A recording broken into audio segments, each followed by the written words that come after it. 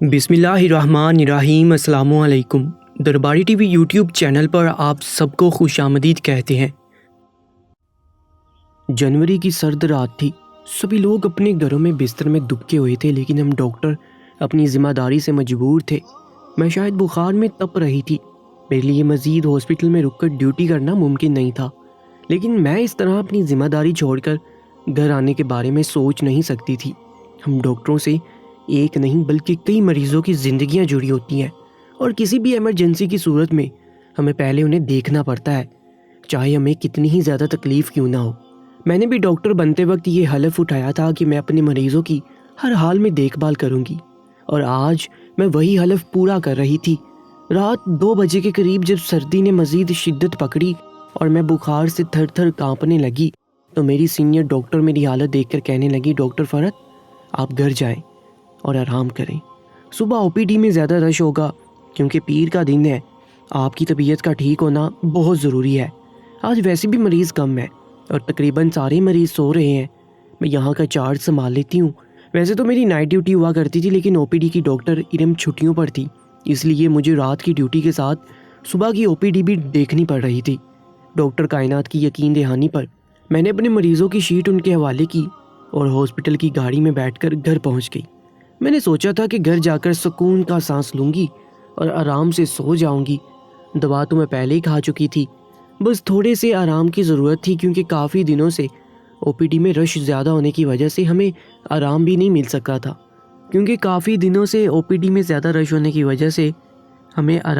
سکا تھا لیکن مجھے کیا خبر تھی کہ گھر جا کر سکون ملنے کی بجائے مجھ پر قیامت گزرے گی۔ سردی آج کل زوروں پر تھی اور لوگ بہت زیادہ بیمار ہو رہے تھے۔ بند گاڑی میں بیٹھ کر بھی میں ٹھنڈ سے کانپ رہی تھی، اور اس وقت تو مجھے ڈاکٹر ارم پر بھی غصہ آ رہا تھا، جنہیں اتنی ٹھنڈ کے موسم میں شادی کرنے کی سوچ گئی تھی، اور وہ شادی کر کے چھٹیوں پر چلی گئی تھی، اور ان کی او پی ڈی کی ذمہ داری میرے کاندھوں پر آ گئی تھی۔ میں گاڑی سے اتری اور پرس سے گھر کی چابیاں نکال لی۔ مجھے یقین تھا کہ بھابھی رات کے اس پہر گہری نیند سو رہی ہوگی، اس لیے میں نے بنا آہٹ کے گھر کا دروازہ کھولا اور خاموشی سے دبے پاؤں اندر داخل ہوگی۔ میں انہیں نیند سے جگانا نہیں چاہتی تھی، پہلی گھر کی ساری ذمہ داری ان کے اوپر تھی، اور پھر مجھے بیمار دیکھ کر وہ بہت زیادہ پریشان ہو جاتی، لیکن مجھے کیا معلوم تھا کہ میرا سردی اور جاڑے سے کپکپاتا وجود اچانک ہی پسینہ پسینہ ہو جائے گا۔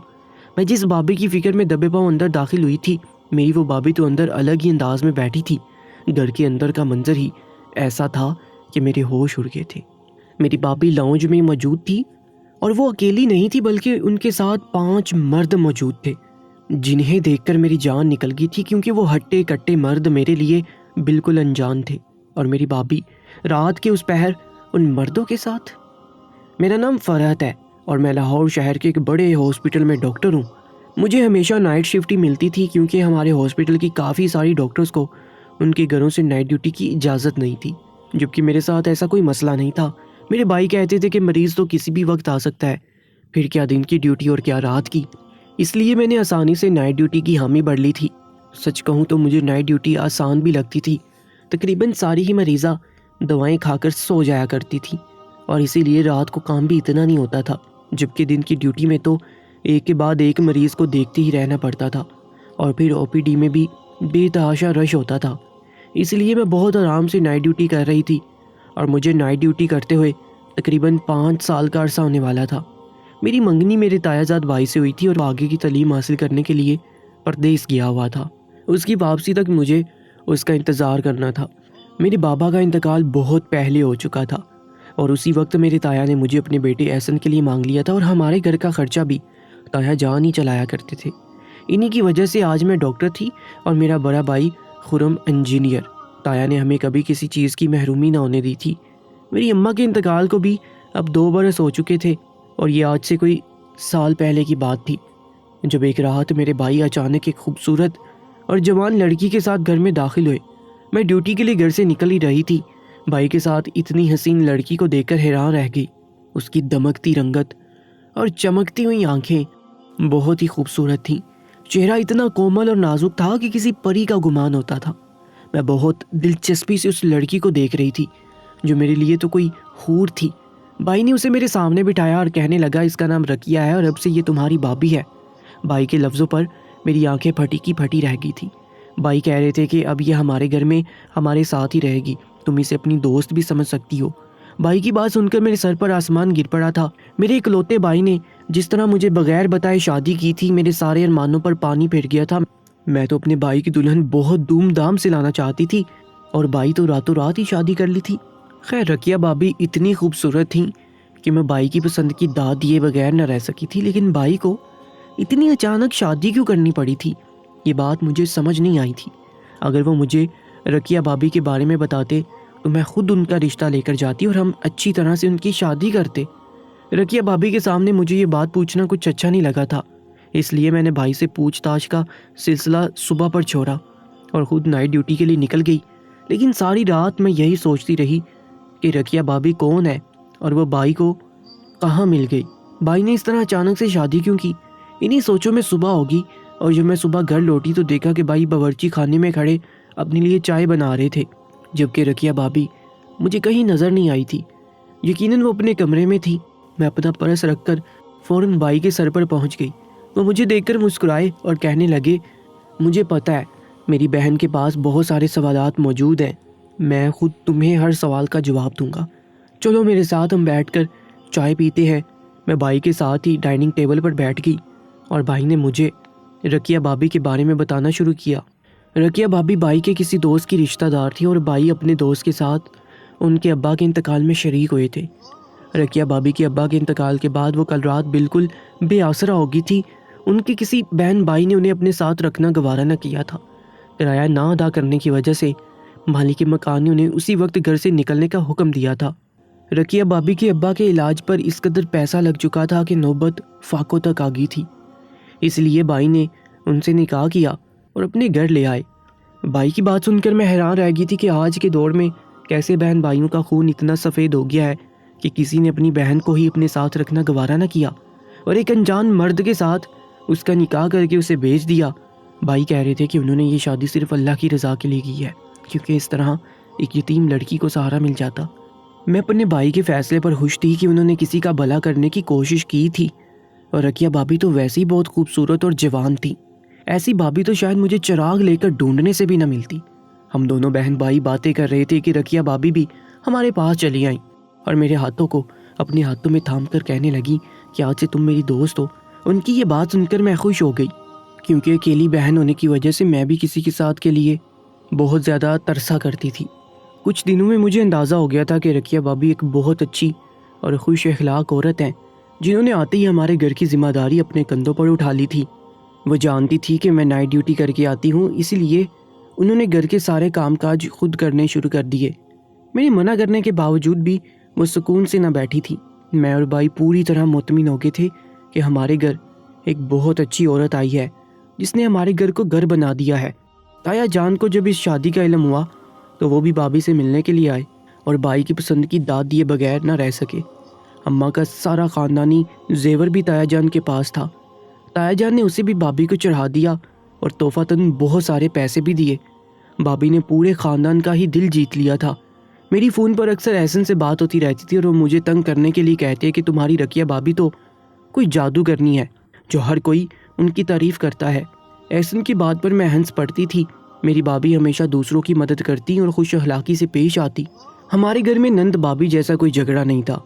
میں ساری رات کی تھکی جب صبح گھر لوٹتی تو باقی کا سارا دن سو کر گزار دیا کرتی تھی۔ مجھے تو بھابی سے صحیح طرح سے بات چیت کا بھی موقع نہیں ملتا تھا، تو لڑائی جھگڑے کی تو بات ہی نہیں تھی۔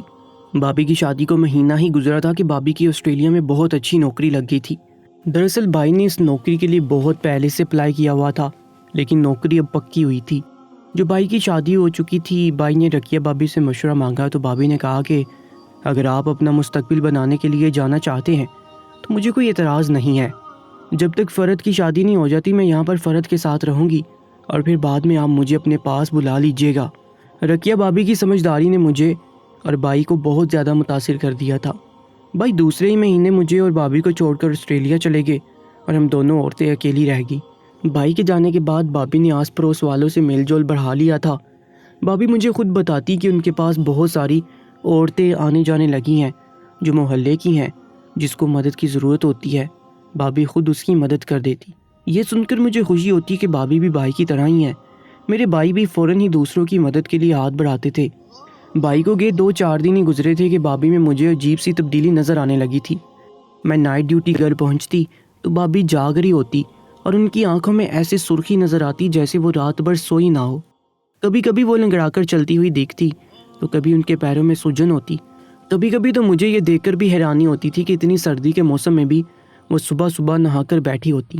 ان کے بالوں سے ٹپکتا ہوا پانی دیکھ کر مجھے کپ کپی طاری ہو جاتی۔ بھائی کی غیر موجودگی میں ان کا صبح سویرے نہا کر تیار نظر آنا میرے لیے اچنبھے کی بات تھی۔ وہ مجھے ناشتہ کرواتی اور میں اپنے کمرے میں جا کر سو جاتی۔ اس کے بعد سارا دن گھر میں کیا ہوتا مجھے کچھ خبر نہ تھی۔ کبھی کبھی شام کے وقت مجھے لان میں بھابھی کے ساتھ کچھ عورتیں نظر آ جایا کرتی تھیں۔ کچھ دن ایسے ہی گزرے اور پھر ایک رات بھابھی ہاسپٹل چلی آئی۔ بھابھی کو ہاسپٹل میں دیکھ کر میں حیران رہ گئی۔ آدھی رات کے وقت وہ میرے پاس آئی تھی اور انہوں نے مجھ سے ایک خاص دوا مانگی۔ میں نے بھابھی سے کہا کہ یہ خاص دوا تو عورتوں کے لیے ہے، آپ کو اس کی کیا ضرورت پیش آ گئی ہے، اور وہ بھی رات کے اس وقت، سب خیریت تو ہے نا؟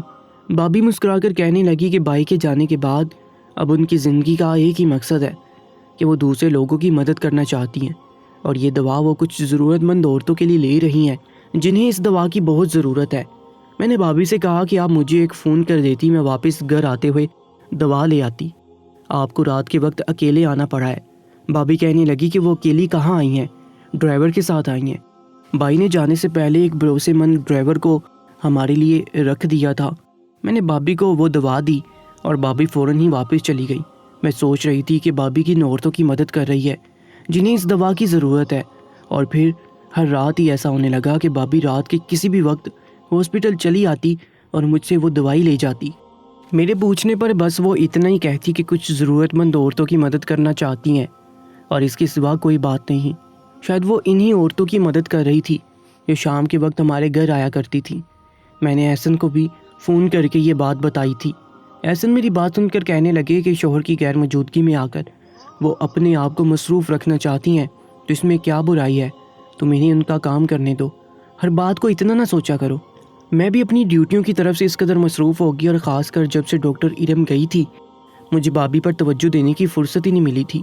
لیکن پھر جب مجھے شدید بخار چڑھا اور میری حالت دیکھتے ہوئے ڈاکٹر کائنات نے مجھے گھر بھیجا تو مجھ پر ایسا راز کھلا، میں دنگ رہ گئی۔ بھابھی کے سامنے آنے کی بجائے میں نے چھپ کر اندر کا منظر دیکھا اور خاموشی سے اپنے کمرے میں چلی گئی۔ بھابھی کو میرے آنے کی خبر بھی نہ ہو سکی تھی۔ میں نے سیدھے اپنے بھائی کو فون لگایا اور جو کچھ دیکھا انہیں سنا دیا، اور بھابھی سے کہا کہ وہ اگلی فلائٹ لے کر واپس چلی آئیں۔ بھائی کہنے لگا کہ وہ پہلے ایک دفعہ فون پر اپنی بیوی سے پوچھیں گے کہ یہ سب کیا ہو رہا ہے، لیکن میں نے بھائی کو سختی سے منع کر دیا کہ فی الحال بھابھی سے کچھ بھی کہنے کی ضرورت نہیں ہے، آپ یہاں آئیں تو پھر ہم مل کر بات کریں گے۔ بھائی کو آنے میں پورے 4 دن لگے تھے، اور یہ 4 دن میں نے جس اذیت میں گزارے تھے صرف میں ہی جانتی تھی۔ میں نے بھابھی کے سامنے بالکل بھی یہ بات ظاہر نہیں کی تھی کہ میں ان کا سچ جان گئی ہوں۔ 4 دن بعد جب بھائی لوٹے تو میں نے بھائی سے کہا کہ وہ شام کے وقت گھر نہ آئیں بلکہ آدھی رات کے اندھیرے میں گھر میں داخل ہوں۔ میں بھی ہاسپٹل کی ڈیوٹی سے نکل کر بھائی کے ساتھ آدھی رات کو اپنے ہی گھر میں چوروں کی طرح داخل ہوئی تھی۔ میری بھابھی لاؤنج میں بیٹھی کسی کے ساتھ فون پر باتوں میں مصروف تھی، اور ان کی باتوں نے میرے اور بھائی کے ہوش اڑا دیے تھے۔ بھائی کو بھی اپنی سماعتوں پر یقین نہیں آیا تھا کہ جس لڑکی کو بھائی نے بے آسرا سمجھ کر اپنے گھر کی عزت بنایا تھا وہی ان کی زندگی میں داغ لگا گئی تھی۔ میں اور بھائی اچانک ہی بھابھی کے سامنے آئے تو ان کے ہوش اڑ گئے اور وہ پھٹی پھٹی نگاہوں سے ہم دونوں کو دیکھنے لگی۔ بھائی نے بھابھی کے ہاتھ سے فون چھینا اور کہا کہ اب تم خود اپنے منہ سے اپنا سارا سچ سناؤ گی ورنہ اچھا نہیں ہوگا۔ پہلے تو بھابھی گھبرا گئی اور ان کے چہرے کا رنگ بدل گیا، لیکن جب بھائی نے سختی سے دوبارہ اپنا سوال دہرایا تو بھابھی نے سچ بتانا شروع کیا۔ بھابھی نے بتایا کہ ان کے ابا کی کئی سالوں سے حالت بہت زیادہ خراب تھی۔ سارے بھائی شادی کر کے اپنی بیویوں کو لے کر الگ ہو چکے تھے، اور شادی شدہ بہنوں نے بھی کبھی پلٹ کر ان کی اور ان کے ابا کی حالت نہ پوچھی تھی۔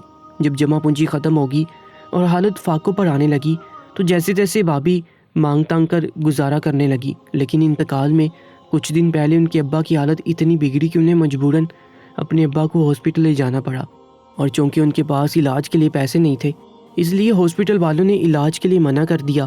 بہت مجبور ہو کر بابی نے اپنے بھائیوں سے ادھار مانگا تو ان کے بھائیوں نے صاف انکار کر دیا۔ سب نے ہی اپنی مجبوریوں کے ایسے رونے گائے کہ بابی خاموش ہو گئی۔ وہ اپنے بوڑھے باپ کو اس عادت میں سسکتے ہوئے بھی نہیں دیکھ سکتی تھی، اس لیے ایک دن پریشانی کے عالم میں وہ اپنے ابا کے ایک دوست کے گھر چلی گئی اور ان سے ادھار کا تقاضا کیا۔ ان کے ابا کے دوست نے کچھ وقت کے لیے وعدے پر ادھار دے دیا اور ساتھ ہی کچھ کاغذات پر دستخط بھی لیے۔ بابی نے اپنی پریشانی میں ان کاغذات پر دستخط کیے اور پیسوں سے اپنے ابا کا علاج شروع کروا دیا۔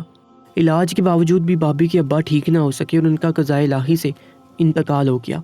بابی اس قدر صدمے میں تھی اور پھر بے آسرا ہونے کی وجہ سے انہیں کچھ سمجھ نہیں آ رہا تھا، اسی لیے جب بھائی نے شادی کا کہا تو وہ راضی ہو گئی اور اسی رات بھائی سے نکاح کر کے ہمارے گھر چلی آئیں۔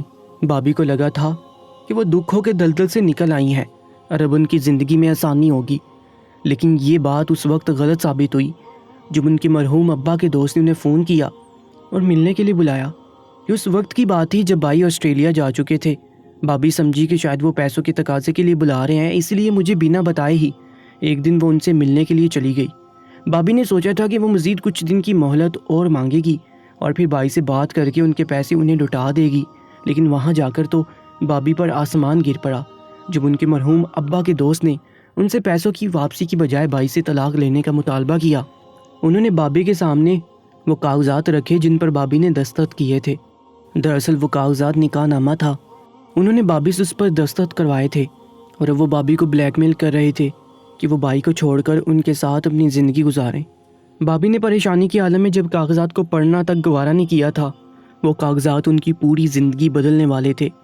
بابی نے اپنے ابا کے دوست خالد صاحب کے آگے ہاتھ جوڑے، منتیں کی کہ یہ سب جھوٹ ہے، دھوکہ ہے۔ انہوں نے 1,00,000 روپے کا قرضہ ضرور لیا تھا لیکن کسی نکاح نامے پر دستخط نہ کیے تھے، لیکن خالد صاحب تو انہیں بلیک میل کر رہے تھے کہ وہ بابی پر نکاح کرنے کا کیس بنائیں گے کیونکہ کاغذات کے مطابق پہلا نکاح ان کا خالد صاحب سے ہوا تھا۔ بابی بہت زیادہ خوفزدہ ہو گئی تھی، انہیں سمجھ نہیں آ رہا تھا کہ وہ یہ بات بھائی کو بتائیں یا نہ بتائیں۔ انہیں لگ رہا تھا کہ میں اور بھائی ان کی بات پر یقین نہیں کریں گے، جس طرح ان کے گھر والوں نے انہیں اپنانے سے انکار کیا تھا۔ اگر بھائی بھی ایسا نہ کرتے تو ان کی زندگی ہمیشہ کے لیے تباہ ہو جاتی، اس لیے انہوں نے یہ راز ہم سے چھپا لیا۔ خالد صاحب انہیں بلیک میل کر کے ہر رات اپنے پاس بلانے لگے اور مجبوراً بابی کو تیار ہو کر ان کے پاس جانا پڑتا۔ جانے سے پہلے وہ خاص دوا کے بہانے میرے پاس ہاسپٹل آتی، صرف یہ دیکھنے کے لیے کہ میں ڈیوٹی پر موجود ہوں اور ان کے جانے کا مجھے علم تو نہیں ہوگا۔ وہ خالد صاحب کے پاس جاتی اور انہیں دودھ میں نیند کی دوا ملا کر پلا دیتی اور پھر ساری رات وہیں خاموشی سے گزار کر صبح کے قریب گھر لوٹ آتی۔ لیکن یہ سب ہمیشہ نہیں چل سکتا تھا، اس لیے اس رات جب میں بخار کی حالت میں ہسپتال لوٹی تو انہوں نے گھر میں 5 مردوں کو اپنے سامنے بٹھا رکھا تھا۔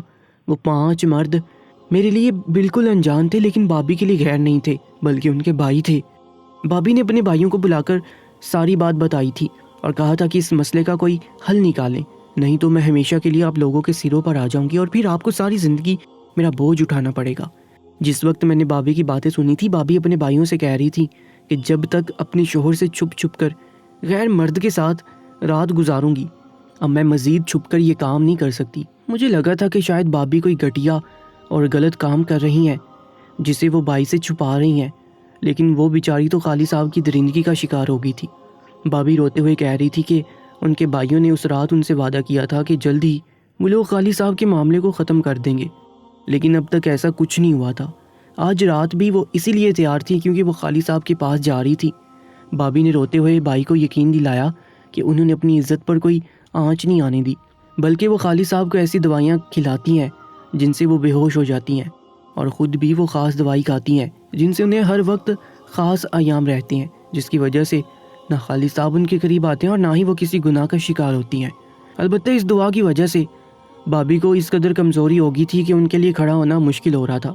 ان کے پیروں میں بہت زیادہ سوجن بھی آ گئی تھی اور انہیں بار بار غسل کی ضرورت پیش آتی تھی۔ بابی کی آنکھیں ان کی سچائی کو بیان کر رہی تھی۔ بھائی نے میری طرف دیکھا اور کہنے لگے کہ اپنی بابی کے کردار پر کیچڑ اچھالنے سے پہلے ایک دفعہ پورا سوچ لینا چاہیے تھا۔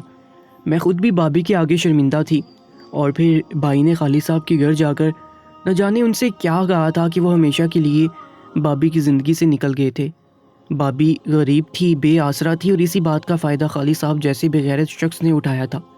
لیکن جہاں اس معاشرے میں خالد صاحب جیسے بغیرت انسان موجود ہوں، وہیں میرے بھائی جیسے باکردار شخص بھی موجود ہے جنہوں نے نہ صرف بھابھی کو سہارا دیا بلکہ ان کی عزت کی محافظ بھی بن گئے۔ کبھی کبھی مجھے اپنی بھابھی کے بھائیوں پر حیرت ہوتی ہے جنہوں نے اپنی معصوم بہن کو دنیا کی ٹھوکروں پر چھوڑ دیا۔ کیا ان کے ساتھ کبھی برا نہیں ہوگا؟ کیا جیسے انہوں نے اپنی بہن کو ٹھکرایا ہے انہیں کوئی ٹھوکر نہیں ملے گی؟ کہ ان کا کبھی ان کے ساتھ سامنا نہیں ہوگا؟ آپ لوگوں کو کیا لگتا ہے کہ ایسے لوگوں کا انجام کیسا ہونا چاہیے؟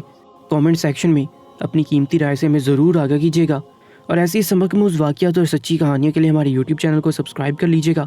اپنا بہت زیادہ خیال رکھا کریں۔ اللہ نگہبان۔